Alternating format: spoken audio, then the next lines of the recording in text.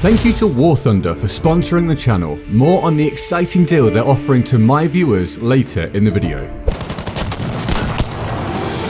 Battlefield 5 in 2025, a game met with mixed reviews when it launched, had its fair share of ups and downs, and yet here we are still talking about it. The real question is Battlefield 5 still worth playing in 2025? We're digging into the good, the bad, and the somewhat controversial, as we hope to see a total lack of such issues in the next upcoming Battlefield. This is a critical review of Battlefield 5 in 2025. Let's start with the positive side of things, because despite all the controversies, there's some solid stuff here, which is why the game is actually reasonably popular at this point, at least relative to Battlefield's current spot as a franchise. First up, the performance. In 2025, Battlefield 5 is running smoother than Battlefield 1, at least within the rounds themselves. Let's play the BF1 clips I've been using for the last 2 years in my BF1 review. Right, can you die, bro?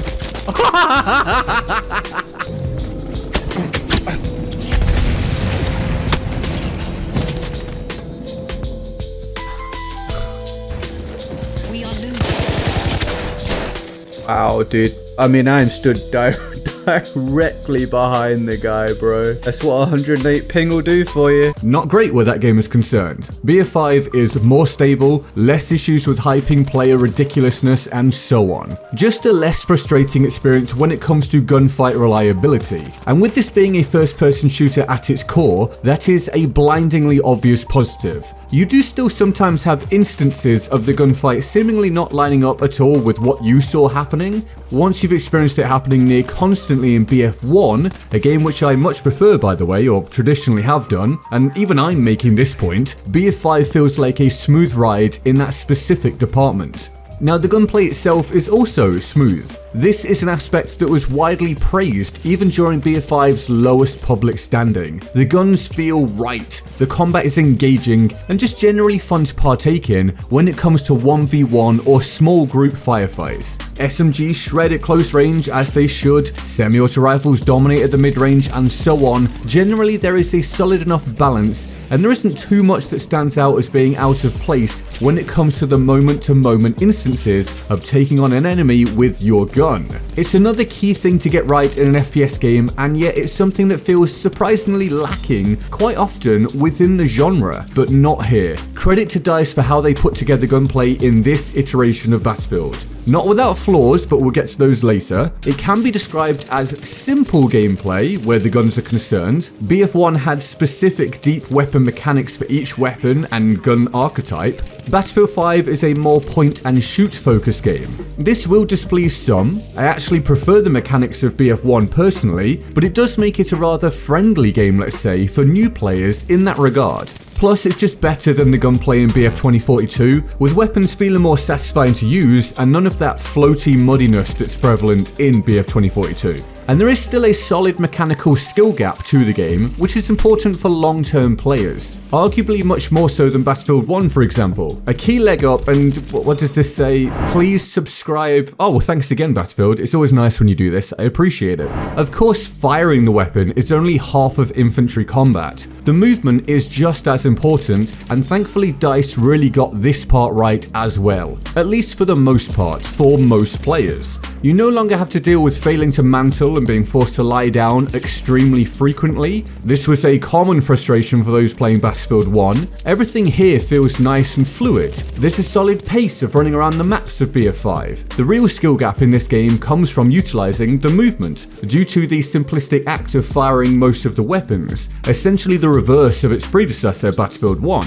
Which could be at least a small part of the difficult transition some players had from one game to the other, but here jump shots are possible and there's an effective slide mechanic, a welcome aspect of the combat for aggressive players and those who are a fan of more modern feeling arcade FPS gameplay. But this does touch on why I said for most players. Those who want a more grounded in reality gunplay experience, more reminiscent of actual World War II, had more complaints about this. They prefer the slower and more boots on the ground experience of BF1, at least where this aspect is concerned. And in their defense, the slide particularly can be considered a bit extreme in terms of capabilities. Sideways and backward slides, all with the option of changing direction, doesn't exactly scream World War II and can be a significant turnoff for those not interested in the super sweaty aspects of a shooting game. Still, overall, BF5 gameplay is seen as being at least good by the vast majority when compared against the rest of the BF franchise and beyond. Now, there is a solid weapon selection to choose from, with decent variation for different playstyles and preferences. It could be said that some of them cross over a bit too much due to the lack of weapon mechanics. Sure, all SMGs are all different, as are semi-autos and self-loading rifles, but are there lots of truly iconic, unique feeling guns in that regard? I'd say no. BF1 really had a huge leg up on this aspect, but regardless, there's a lot to choose from and all the weapon types fit their own niches and ranges. And you do get at least some markedly different options that stand out as the years have gone by, such as anti-tank rifles, the M30 drilling shotgun with its rifle round alternate fire mode, or indeed the MMGs that cannot fully be aimed down sight without deploying the bipod, although these can be seen as part of the reason why the gameplay loop of the game could be pretty irritating for a long time, but more on that later. Either way, it's not as if a new player is going to boot up BF5 and feel like they've used everything within the first few hours. In fact, far from it, which is always a plus. You can frequently run into criticism of the game for some weapons being a bit overtuned, particularly the Type 2A SMG and the Recon ZH29, two guns that I don't perceive as being wildly overpowered personally, at least not on console. PC might be a touch different, but they are certainly strong, and I can understand why they're somewhat vilified. As with some guns in Battlefield 1, they kind of invalidate some guns within their optimal ranges. But there's also another small aspect to the infantry combat roles, modifications to each class that you can choose between in order to tailor your playstyle. One for each class you have unlocked by default, and the other for each class you unlock at rank 8 for each individual class respectively. For example, the medic has field medic and combat medic. For a taste of what that brings, the field medic has the healer and swift effort traits, allowing you to gain additional requisition for your squad via providing them bandages. Requisition points, by the way, allow your squad leader to call in powerful bonuses during combat, such as the V1 rocket. BF1. Oh my days. Oh my god, how many was that? And also, returning back to the field medic, they can sprint faster when calling out a downed ally for a revive. Now, I do think these combat roles are a worthwhile addition to the game, although they are a lot more shallow than the perks of Battlefield 1. However, it is nice that they aren't extremely gameplay affecting, which avoids any element of the specialist issue from Battlefield 2042, and there are also weekly missions and also assignments to complete for different rewards and skins for the guns, etc. So there was at least a bit of an additional incentive to put the game on, rather than just playing to play. Overall, a decent enough offering. But that's all very multiplayer infantry gameplay focused. What else is there? Well, we'll step outside of my general focus for a while to explore aesthetics. Much more so a focus of mine for Battlefield 1, because frankly that game had better art direction by a long way, but BF5 isn't a bad looking game. It actually was a fairly good looking game in some ways and still stands up relatively well now. It's just got some rough areas and elements. One that always stands out to me is Marita, in this lower section particularly. This is a very appealing map overall that has these parts that just fall way below the quality standard, with grainy textures, a really weird contrast or white and black balance, and also is one of the areas in the game that seems to hit the performance of certain hardware or indeed less capable capture cards. But that stuff aside, the game looks quite nice, I'd say, and it can be atmospheric without being hugely immersive. It's not the dive into World War I that BF1 was. It's more so an FPS game that is World War II adjacent, when someone or something reminds you of that link. Still overall just about a positive. But back to gameplay, and of course there are vehicles, and there's a fair few to choose from. I'm going to keep this brief because the vehicles actually belong in the next section, as I think they're quite disruptive to the balance of the game in Battlefield 5. But I am reliably informed that they're fun, although it seems that planes took a significant step down in lobby crushing power when compared to BF1, thankfully. The tanks however, are nuts. Very fun and effective for those that just want to blast people from a different damn continent, and having briefly jumped into one here and there, I can confirm they are absurdly strong and easy to use. And if you like vehicles, by the way, I have the absolutely perfect video sponsor opportunity for you today with War Thunder. Take a listen to this. This is the ultimate, most comprehensive vehicle combat experience in video games, now available for free, that's free, on PC, PlayStation, Xbox, and mobile devices. With over 2,500 vehicles to choose from, it puts the vehicle options of other games firmly in their place, offering tanks, planes, helicopters, and ships from 10 major nations. There's a huge amount to sink your teeth into and satisfy your vehicle combat urges. This is the game for fans of military history, where immersion is key, featuring highly detailed vehicles, realistic graphics, and authentic sound effects. You don't just have to trust me. A worldwide community of over 70 million players engaging in intense PvP gameplay speaks for itself. Enjoy 3 different modes to suit your specific tastes, whether it be arcade mode, simulator mode, or realistic mode. I specifically recommend War Thunder for its heavily optimized in-house developed engine, designed to deliver a lag-free experience with impressive visuals and high frame rates even on lower-end machines, especially as someone who's experienced their fair share of frustration on other unreliable games, as some of you may know. And War Thunder now has an all-new mobile version available on iOS and Android, allowing you to take the battlefield with you wherever you go. Perfect for those regularly on the move, there's always a way to access War Thunder.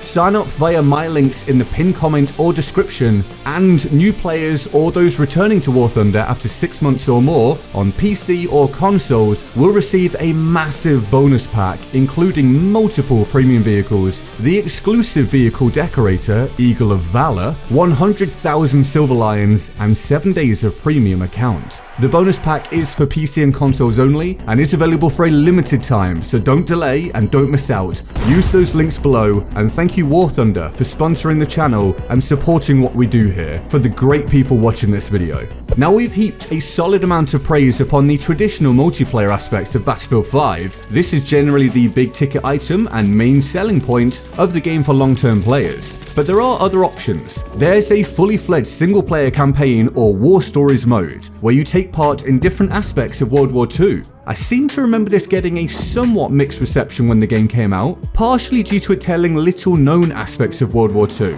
and thus it didn't necessarily deliver the experience that many assumed they were going to get when they throw on a World War II shooter. That being said, it seems perfectly serviceable.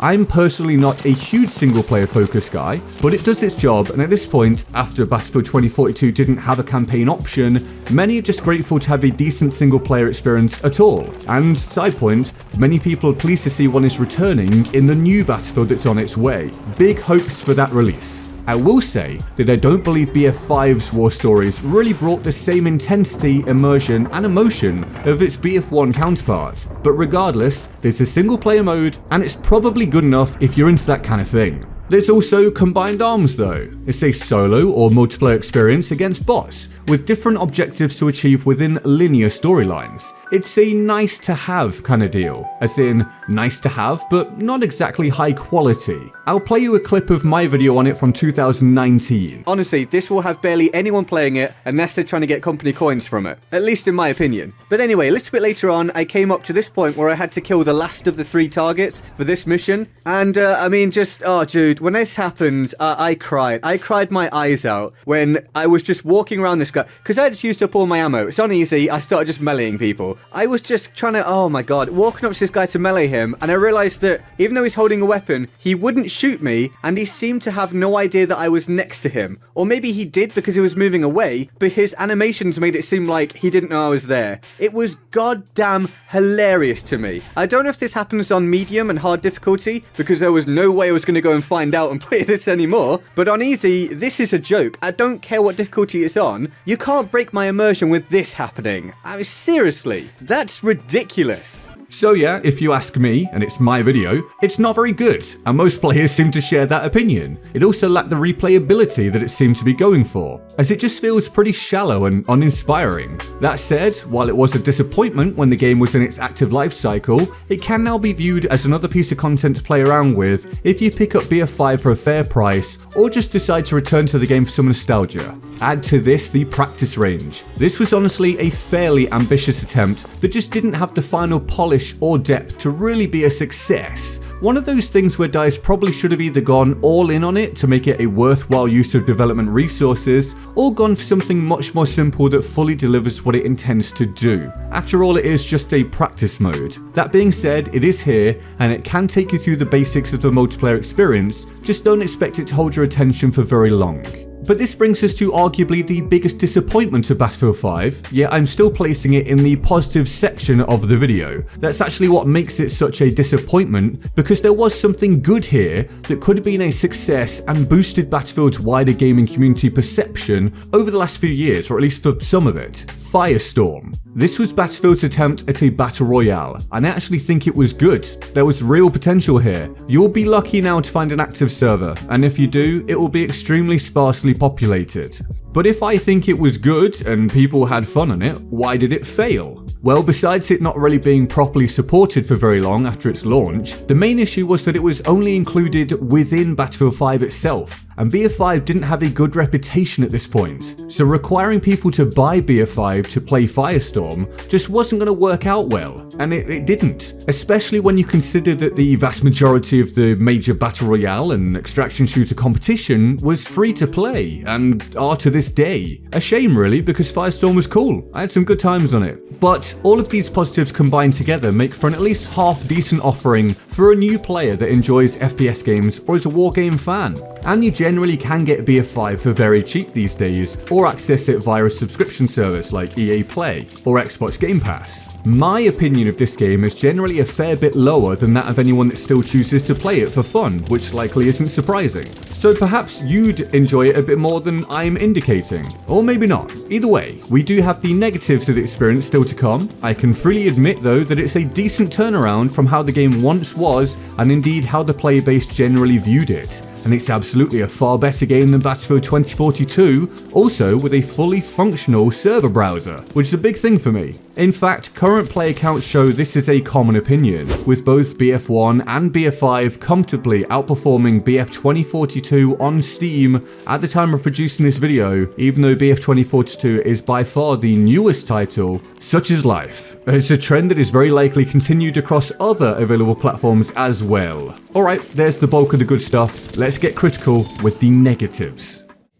I don't want to go on a mega rant here. As you'll see, there's still lots to come in this video if you look at the runtime, as I've included other aspects of my content to fully flesh out your understanding of BF5 now and how we got to this spot via previous time periods. So let's just hit the key points here and get them on record. Map design. Player preferences are of course different, and some people love to have huge spaces in their BF experience, but I can only give you my opinion, and I genuinely think the common map design of Battlefield is problematic for the experience of many, and it just isn't realised by the majority. They don't like something about the experience, but they don't tie it into the map design. Are you personally aware that BF 2042 had to have its maps revamped during its active life cycle because they were so big, open, and just generally bad? Well, that's an issue that should have been clearly avoided via looking at BF5. If you provide huge open spaces with minimal hard cover, but sometimes lots of soft cover to hide in, you get an experience where it feels like an absolute nightmare trying to get to the action, stay alive, and just generally have a decent gameplay loop. The argument against this is the inclusion of some maps that are the total opposite, with choke points and limited routes to take. I don't perceive this to be a decent argument though, especially when those maps are then split into two different archetypes that then go into two different versions of Conquest, providing players with a lack of variety. The optimal map experience of the middle ground, or best of both worlds, is just so rarely provided. And the same problem ironically arises within both types of design, a lack of visibility. BF5 doesn't have manual 3D spotting, unlike BF1, so you can't just press a button or a key to spot an enemy and then have a decent go at taking them down, whether it be close range, long range, etc., and tracking that target. Some players hate manual spotting, and that's okay, opinions do differ, but it absolutely would have negated the visibility issues in BF5, and I've heard countless times how people get tired of loading up BF5 only to experience being killed by enemies they can't see properly over and over again on either huge open maps or little corridors where they didn't even get a chance to pull the trigger before some dude camping a corner blasted them into mist. Throw on top of this that players can purchase skins in the game that anyone can wear, and you even lose the ability to quickly and easily glance at a player and instantly know if they're an ally or an enemy. That extra time to process what you're looking at can be extremely impactful in a first-person shooter. You can add to that the weapon impact upon the gameplay loop as well. This is far less relevant now, thankfully, but there was a time when the MMGs were extremely oppressive,